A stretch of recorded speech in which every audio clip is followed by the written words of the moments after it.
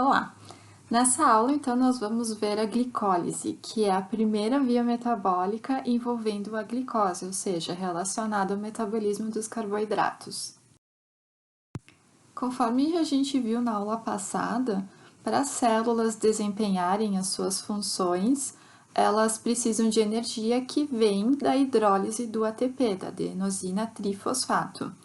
O consumo energético da célula vai variar conforme o tipo da célula, por exemplo, nos glóbulos vermelhos, que também são chamados de hemácias ou eritrócitos, não há mitocôndrias, que são aquelas organelas responsáveis pela maior parte ali da produção de energia. Mas, por eles terem um importante papel no transporte do oxigênio, essas células elas têm um consumo muito elevado de energia.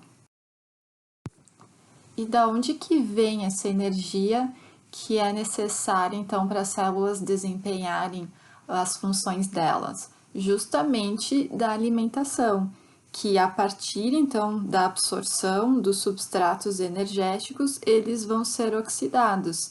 E ao final dessa oxidação da glicose, dos aminoácidos e dos ácidos graxos, nós temos então a formação, a geração do ATP e de outras moléculas inorgânicas que são pobres em energia, o CO2 e a água. Dando uma maior ênfase para os carboidratos, a gente já viu como que ocorre a digestão e a absorção deles. Lembrando um pouquinho, a digestão começa na boca, pela ação da enzima amilase salivar, ou também chamada de ptialina. Ela não acontece no estômago e continua no intestino, pela ação da amilase pancreática e das enzimas da superfície intestinal, as disacaridases.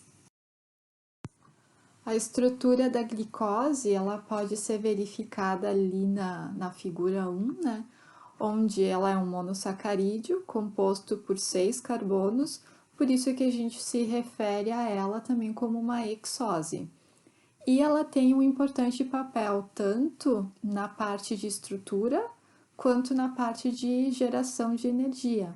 Então, vocês podem verificar ali na imagem ao lado que nós temos a associação da glicose com proteínas e com lipídios, formando então as glicoproteínas, glicolipídios e proteoglicanos. Em relação à parte, ao papel dela na geração de energia, uma vez que ela entra na célula, pelo seu transportador específico, pelo GLUT4, essa glicose ali no número 5 pode ser oxidada via glicolítica ou pode ser armazenada na forma de glicogênio. Uma vez que a glicose entrou na célula pelo transportador, ela tem diferentes destinos. Ela pode, primeiramente, ser armazenada na forma de glicogênio, na forma de amido, no caso das plantas, ou ainda ela pode ser oxidada, via das pentoses, onde o produto final vai ser a formação da ribose 5-fosfato, que é importante para a síntese dos nucleotídeos, ou oxidada via glicolítica, onde o produto final dessa via vai ser o piruvato. O que vai definir o destino da glicose é justamente o momento fisiológico. Então, vamos supor que a pessoa esteja em jejum, ela vai precisar de energia. Então, quando essa glicose ela é ingerida, ela vai primeiramente ser oxidada para suprir a demanda energética da célula. Agora, se essa ingestão de glicose for mais alta, mais elevada, então parte dela vai ainda ser oxidada para satisfazer ali a demanda energética, mas a outra parte, então, vai ser armazenada sob a forma de glicogênio.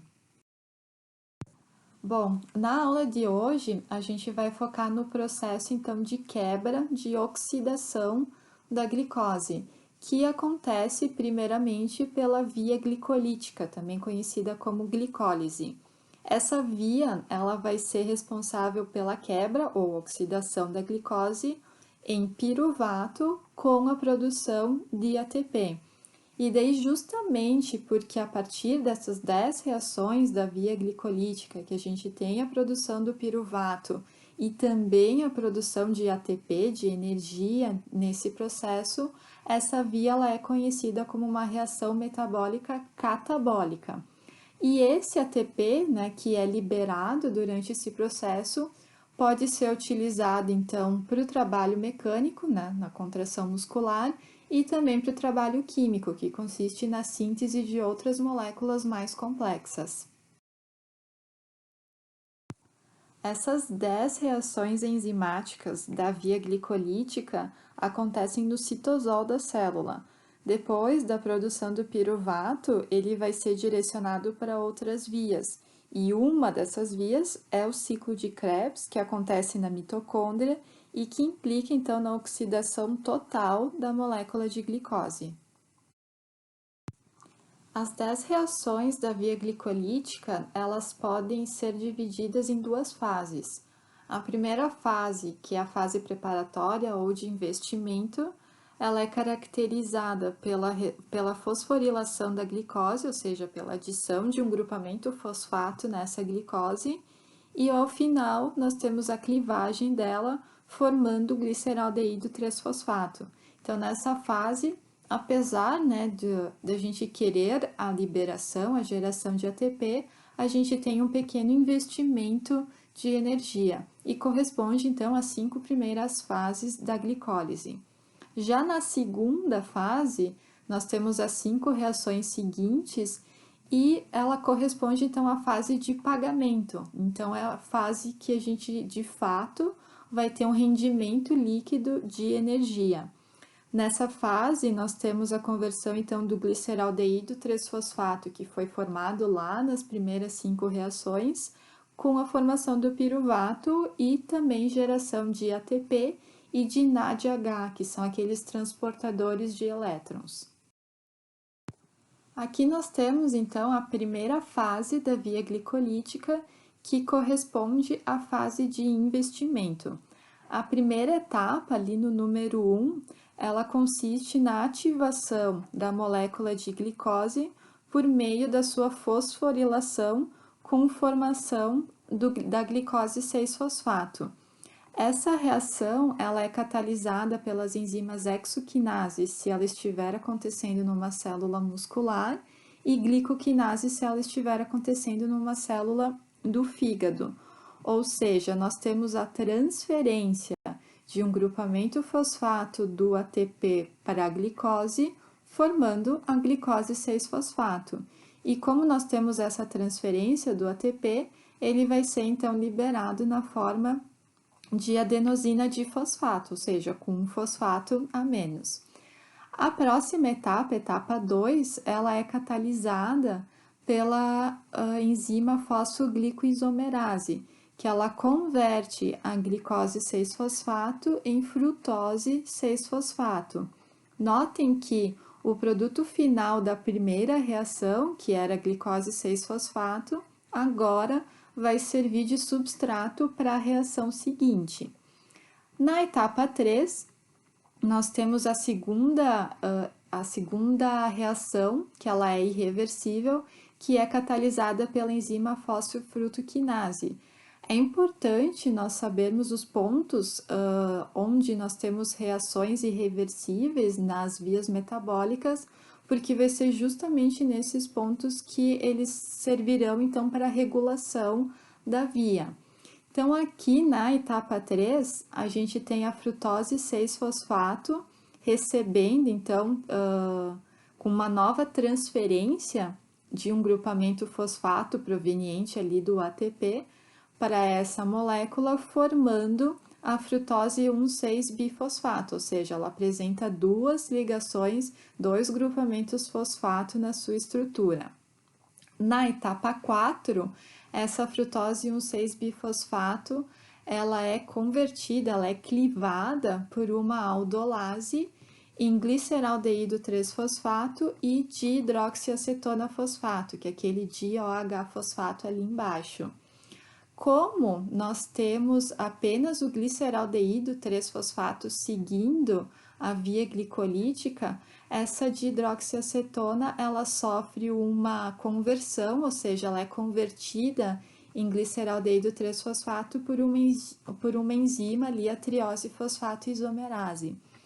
Notem que toda essa fase de investimento nós não temos a geração de ATP, né? Apenas o investimento dele. Na segunda fase da via glicolítica, que é a fase onde nós temos a geração de energia, acho que nessa imagem fica claro que é a fase de rendimento, uma vez que a gente tem a liberação do ATP propriamente dito. Lembrem-se que, como ao final da primeira fase nós tínhamos 2 moléculas de gliceraldeído 3-fosfato, então essa segunda fase ela está ocorrendo, na verdade, em duplicidade, né, em virtude das 2 moléculas. Então, na sexta etapa, o gliceraldeído 3-fosfato ele vai ser oxidado em 1,3-bifosfoglicerato pela enzima gliceraldeído 3-fosfato desidrogenase. Nessa reação, a gente tem liberação de elétrons, liberação de hidrogênio, e esses hidrogênios, então, eles vão ser suficientes para oxidar o NAD, formando o NADH, que vai participar depois de outras vias metabólicas que a gente vai ver, inclusive, na aula que vem sobre ciclo de Krebs. Na etapa 7, vai ocorrer a transferência do fosfato desse 1,3-bifosfoglicerato para o ADP, formando então o ATP e o 3-fosfoglicerato. Na etapa 8, nós teremos a conversão do produto da reação anterior ali do 3-fosfoglicerato em 2-fosfoglicerato pela enzima fosfoglicerato mutase. Na etapa 9, que é catalisada pela enolase, nós teremos a formação do fosfoenol piruvato e, finalmente, na etapa 10, que corresponde então à última reação da via glicolítica, vai acontecer a transferência do grupamento fosfato para o ADP, formando então o ATP e também o piruvato. Essa reação ela é irreversível também, e ela é catalisada pela enzima piruvato quinase, que vai ser outro ponto regulatório da via glicolítica. Aqui nós temos a visão geral da via glicolítica, onde a partir de uma molécula de glicose, nós temos a geração de 2 moléculas de piruvato, 2 NADH e 2 ATPs, justamente porque na primeira fase, né, nós tivemos a quebra ali da glicose em 2 moléculas de gliceraldeído 3-fosfato, por isso que esses produtos das reações da segunda fase são multiplicados por 2. A partir da formação do piruvato, em consequência da via glicolítica, ele pode seguir diferentes vias, dependendo do organismo e também da presença de oxigênio. À esquerda, nós podemos ver que o piruvato pode ser fermentado a etanol, e esse processo acontece na ausência de oxigênio e principalmente em leveduras. À direita, nós temos a conversão, a fermentação também do piruvato a lactato, que é um processo que acontece em células musculares e também em eritrócitos. Então, lembrem ali os primeiros slides que eu comentei que os eritrócitos eram células desprovidas de mitocôndrias, então vai ser a partir dessa fermentação do piruvato a lactato que haverá geração de energia para que eles façam o transporte de oxigênio no sangue. E em condições aeróbias, nós temos a oxidação do piruvato a acetil-CoA, que segue então para o ciclo de Krebs, ou ciclo do ácido cítrico, com geração de mais ATP e, ao final, com consequente liberação do CO2 e água, que é um processo que acontece nos animais, plantas e vários outros micro-organismos. Existem 2 tipos de glicólise.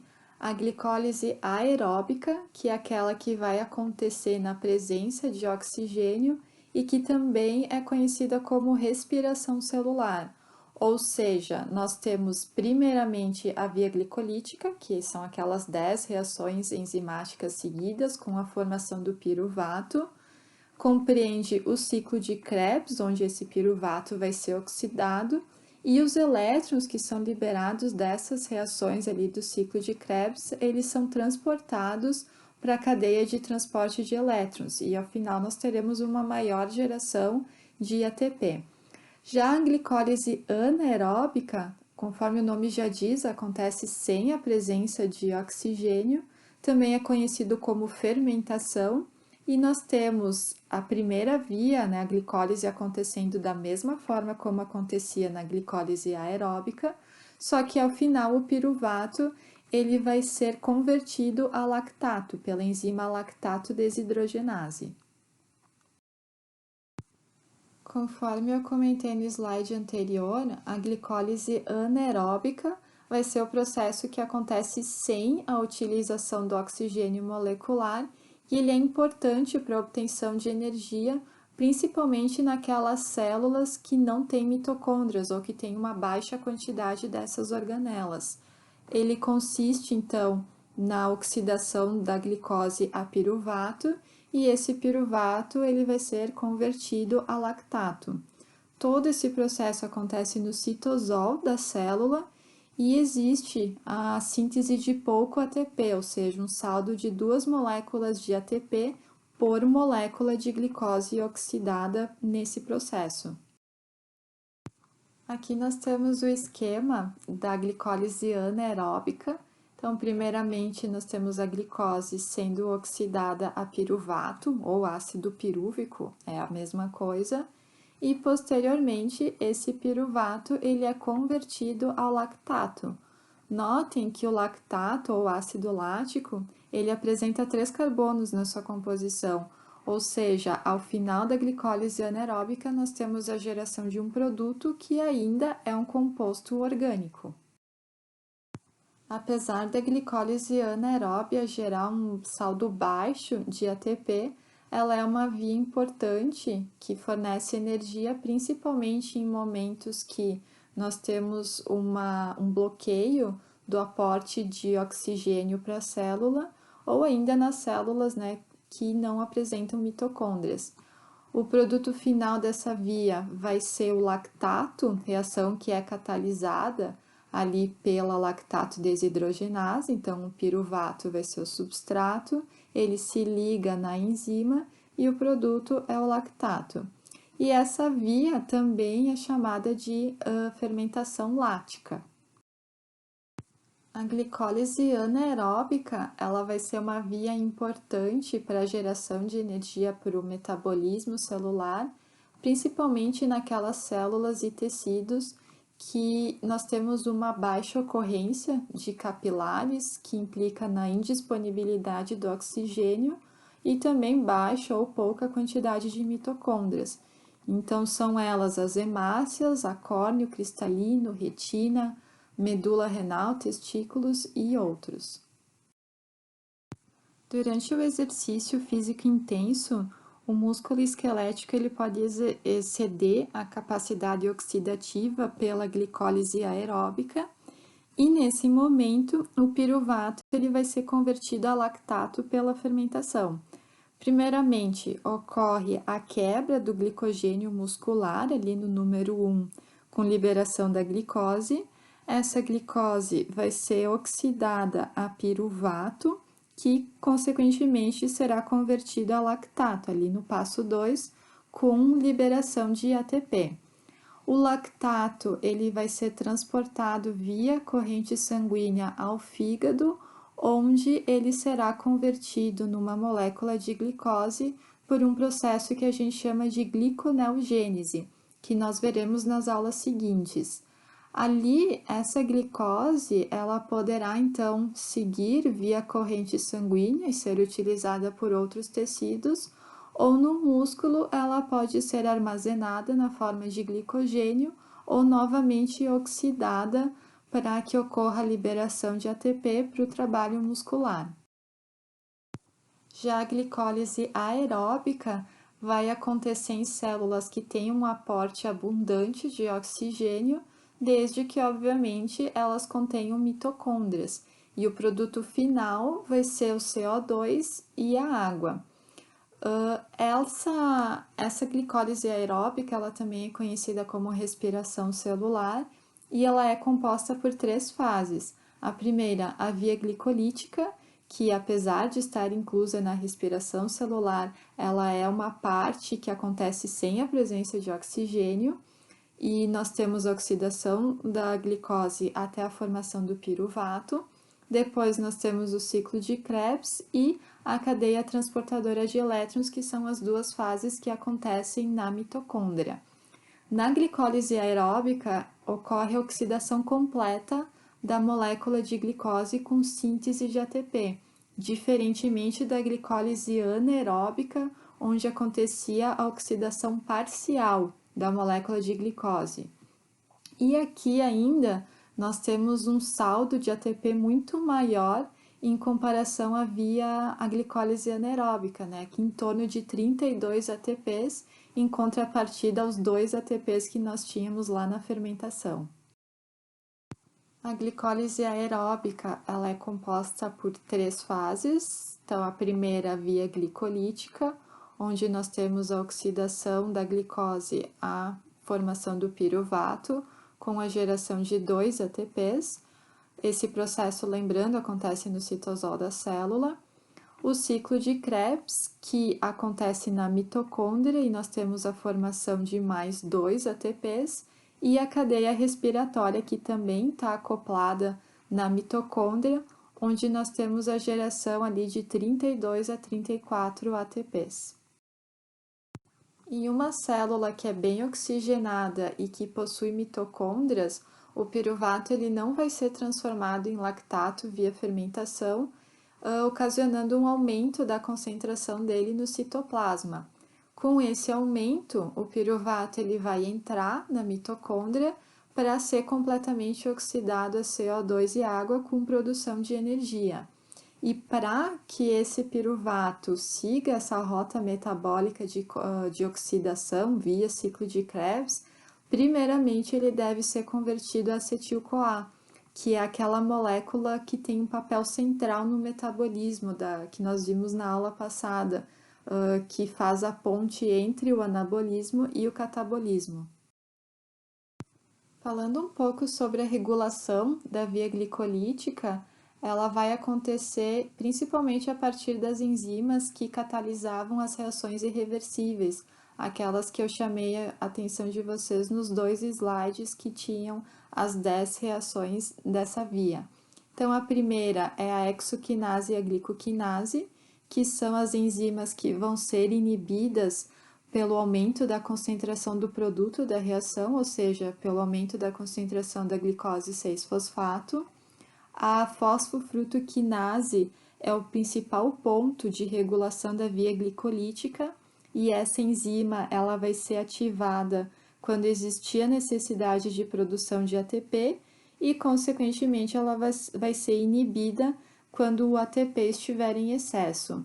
E a terceira enzima é a piruvato-quinase, onde quando tiver uma quantidade muito alta do substrato dela, ou seja, da frutose 1,6-bifosfato, vai ocasionar a ativação dela, mas em casos onde eu tiver um aporte, um aumento da concentração do ATP, vai inibir a atividade dessa enzima. Aqui nós temos um resumo, assim digamos, da via glicolítica, com destaque para as enzimas que catalisam as reações irreversíveis, ou seja, a hexoquinase e glicoquinase e a fosfofrutoquinase na fase preparatória e a piruvatoquinase na fase de pagamento. Notem que aqui está sendo demonstrado essas reações irreversíveis, então sempre que eu tiver uma via metabólica, por exemplo, ali na primeira reação enzimática, que eu tenho a flecha que está só num sentido, isso indica que a reação ela é irreversível. Agora, quando eu tiver as flechas em 2 sentidos, por exemplo, ali entre a glicose 6-fosfato e a frutose 6-fosfato, isso indica que a reação ela é reversível e, consequentemente, ela não vai representar um ponto de regulação da via. A regulação da glicólise pela via hormonal se dá a partir da ingestão de carboidratos, que vão promover o aumento da taxa de glicose no sangue e que, consequentemente, vai estimular a secreção de insulina pelas células beta-pancreáticas, ou também pela administração de insulina no caso de indivíduos diabéticos. A insulina, ela vai aumentar a concentração e atividade das enzimas glicoquinase, fosfofrutaquinase e piruvato no fígado, favorecendo a conversão da glicose a piruvato. Aqui nós temos um resumo das vias metabólicas com integração do metabolismo das proteínas, dos lipídios e dos carboidratos. Em laranja, nós vimos hoje, então, a parte da oxidação da glicose até a formação do piruvato. Na aula que vem, a gente vai terminar o processo de respiração celular, que inclui, então, o ciclo de Krebs e a cadeia transportadora de elétrons ali marcada em vermelho. Sugiro que vocês façam as questões 1 a 11 do estudo dirigido 2, referentes à aula de hoje. Também deem uma revisada em todo o conteúdo que foi visto na disciplina até agora e qualquer dúvida, entre em contato comigo pelo fórum ou por e-mail. E até quinta-feira vai estar disponível um questionário online referente a todo o conteúdo da disciplina, que vai ter o peso de 1 ponto na avaliação 1. Bons estudos e até a aula que vem!